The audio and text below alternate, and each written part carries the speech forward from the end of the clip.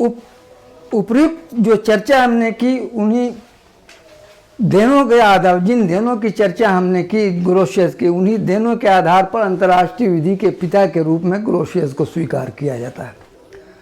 परंतु अंतर्राष्ट्रीय विधि के कुछ महत्वपूर्ण विद्वानों ने ग्रोशियस को अंतर्राष्ट्रीय विधि के पिता होने पर पिता कहे जाने पर आपत्ति उठाई है, और उनमें 3 आदमी का नाम प्रमुख रूप से लिया सकता है। ग्योर्ग श्वार्ज़ेनबर्गर, जॉर्ज नहीं है, इस बात का ख्याल रखिएगा, जॉर्ज नहीं है, ग्योर्ग श्वार्ज़ेनबर्गर, सर थॉमस ई हॉलैंड तथा जे.एल. ब्रैडले, इन तीनों विद्वानों ने अंतर्राष्ट्रीय विधि के पिता के रूप में ग्रोशियस को स्वीकार करने में के खिलाफ आपत्ति उठाई है।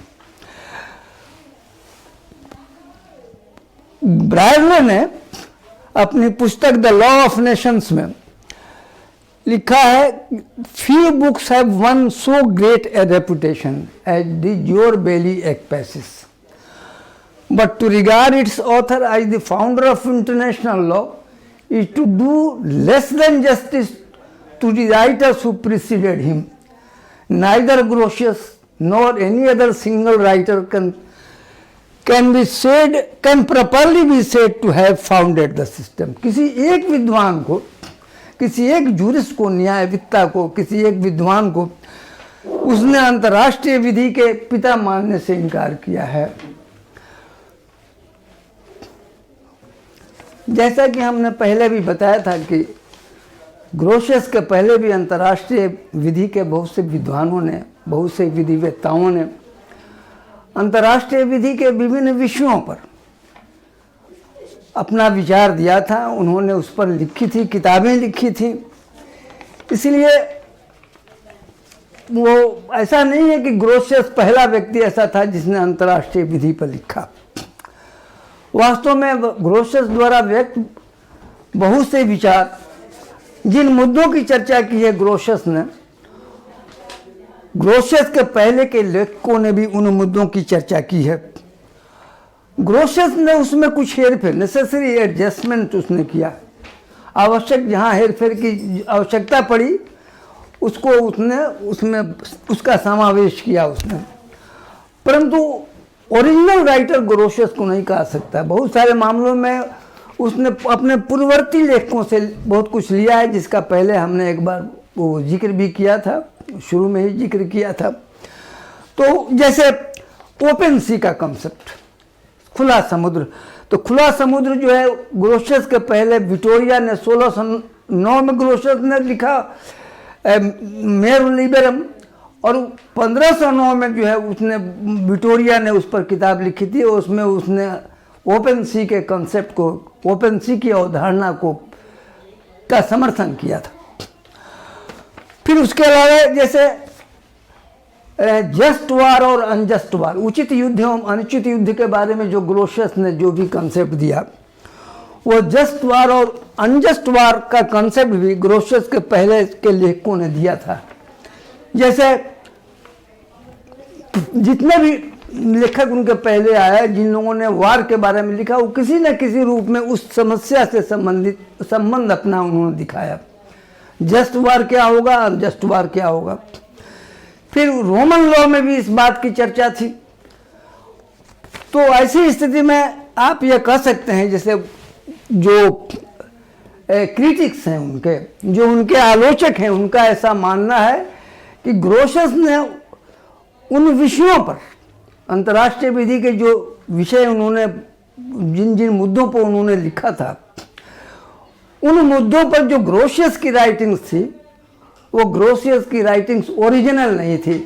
वो बहुत हद तक जो पूर्ववर्ती लेखक थे उनके विचारों में भी नेसेसरी हेर फेर किया, उन्होंने आवश्यकता के हिसाब से हेर फेर किया। इसलिए ग्रोशियस को एक उन्होंने कंपाइलर के रूप में देखा है, ग्रोशियस को एक ओरिजिनल राइटर के रूप में नहीं देखा। फिर दूसरी महत्वपूर्ण बात यह, जो इनका तर्क है, जो उसके विरोधियों का तर्क है, उसको अंतर्राष्ट्रीय विधि के पिता के रूप में स्वीकार करने न करने के पीछे जो तर्क है वह यह है कि उनका कहना है कि यह इतिहास के तथ्यों से मेल नहीं खाता।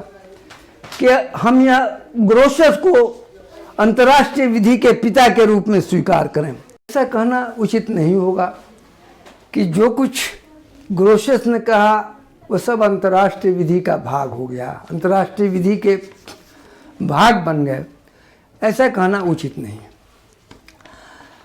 तो प्रश्न यह है कि तब ऐसी स्थिति में ग्रोशस को कैसे अंतर्राष्ट्रीय विधि का पिता कहा जाए।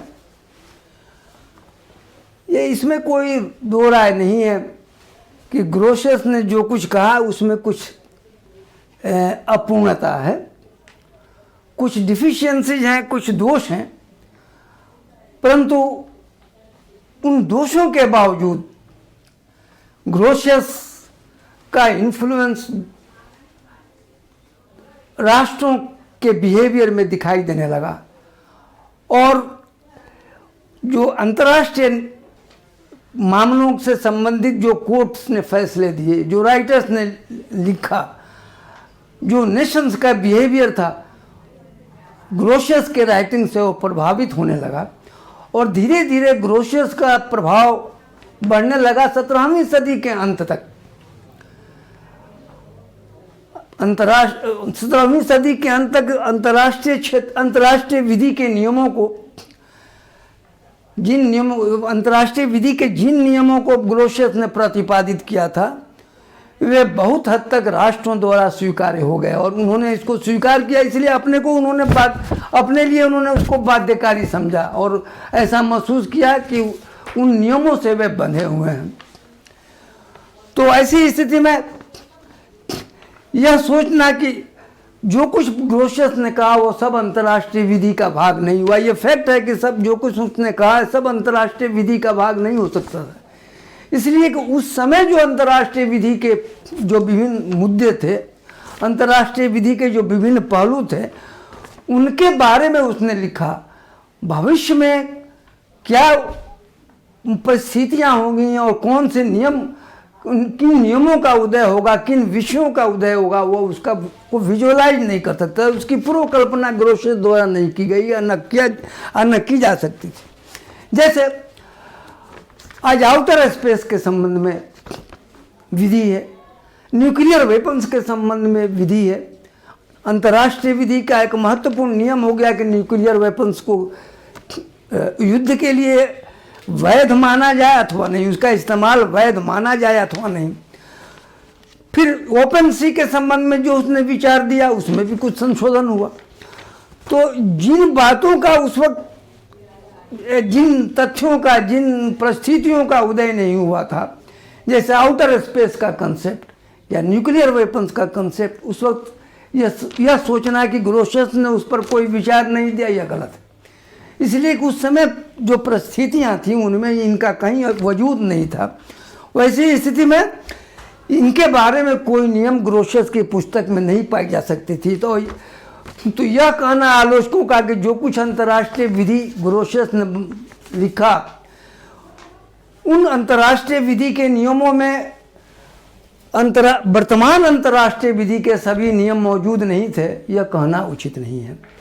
परिस्थितियाँ बदलती गईं और उन परिस्थितियों के हिसाब से अंतर्राष्ट्रीय विधि में परिवर्तन आए, अंतर्राष्ट्रीय विधि के नियमों में परिवर्तन आए और उन नियमों के हिसाब से अंतर्राष्ट्रीय विधि के विद्वानों ने, बाद के विद्वानों ने उसमें हेर फेर किया। परंतु उस समय जो प्रचलित अंतर्राष्ट्रीय विधि थी, 1625 में जो प्रचलित अंतर्राष्ट्रीय विधि थी, उसके बारे में जैसे लॉटरपैक्ट ने लिखा है कि जो ग्रोशस की किताब थी, that was the first comprehensive and systematic treatise on international law where one can find all the international law that existed in 1625। जो 1625 में जिस समय में ग्रोशस था, उस समय जो पुस्तक लिखी गई थी, उस समय जो अंतर्राष्ट्रीय विधि थी, उस अंतर्राष्ट्रीय विधि के विभिन्न पहलू, जितने पहलू थे उसमें अधिकांश के बारे में ग्रोशस की पुस्तक में चर्चा थी। फिर उस चीज़ को एफ.एल. सुमा ने भी इंटरनेशनल पॉलिटिक्स में अपना राज्य व्यवस्था की चर्चा करते समय उन्होंने इंटरनेशनल पॉलिटिक्स में भी लिखा है, जो ये बात यहाँ पर लिखी हुई है कि उसकी सबसे ज़्यादा पर्याप्त बात उन्होंने, सबसे कॉम्प्रिहेंसिव किताब उन्होंने लिखी है। तो ये जो बात है, यह इस बात को सभी स्वीकार करते हैं कि जो कुछ अंतर्राष्ट्रीय विधि के संबंध में ग्रोशियस ने उस समय लिखा था वह सबसे उस समय तक के लिए सबसे कॉम्प्रिहेंसिव था। उस समय जो प्रचलित अंतर्राष्ट्रीय विधि थी वो पूरी अंतर्राष्ट्रीय विधि के बारे में उसने लिखा है।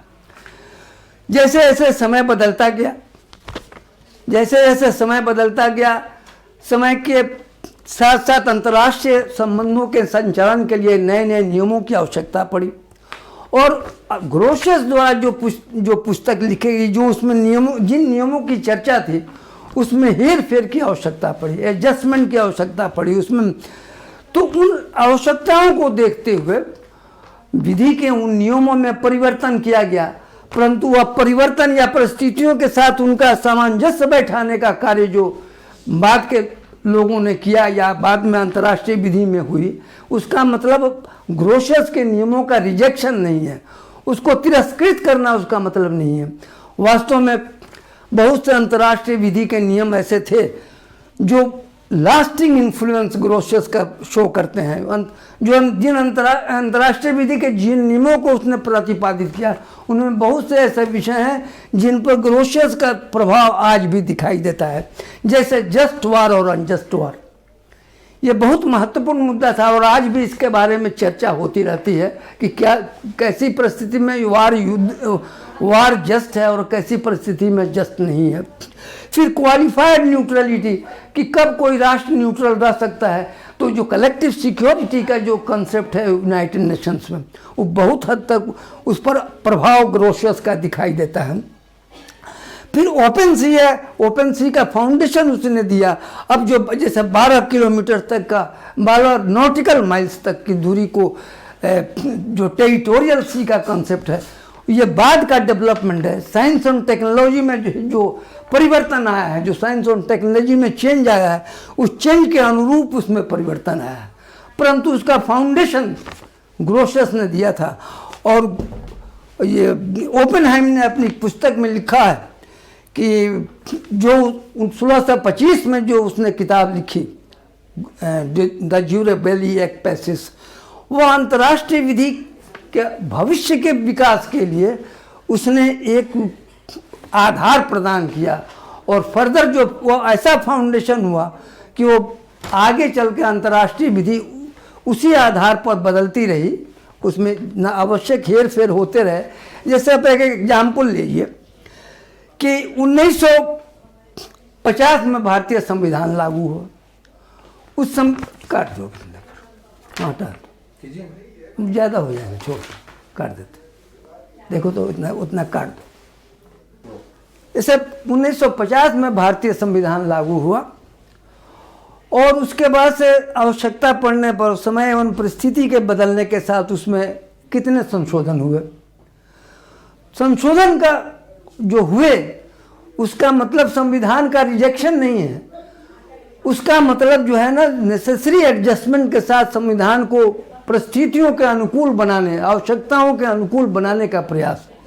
उसी तरह ग्रोशियस ने जो पुस्तक लिखी, उस पुस्तक में जो नियम उसने प्रतिपादित किए, उन नियमों में जो हेर फेर हुए, जो नेसेसरी एडजस्टमेंट हुए, वे समय एवं परिस्थिति की आवश्यकता के अनुसार हुए। उसका अर्थ ग्रोशियस का के सिद्धांत का तिरस्कार नहीं है। इस स्थिति में ग्रोशियस के कंट्रीब्यूशन को देखते हुए, ग्रोशियस के अन्य लेखकों के तुलना में उसके स्टेचर को देखते हुए, जिन लोगों ने उसकी आलोचना की है वो भी हम मानते हैं कि सर्वाधिक महत्वपूर्ण, तब भले उन्होंने फादर कहने में थोड़ी हिचकिचाहट दिखाई है मगर सर्वाधिक महत्वपूर्ण माना है। इसलिए उसका यह जो क्लेम है फादर ऑफ इंटरनेशनल लॉ का, वह क्लेम उचित प्रतीत होता है।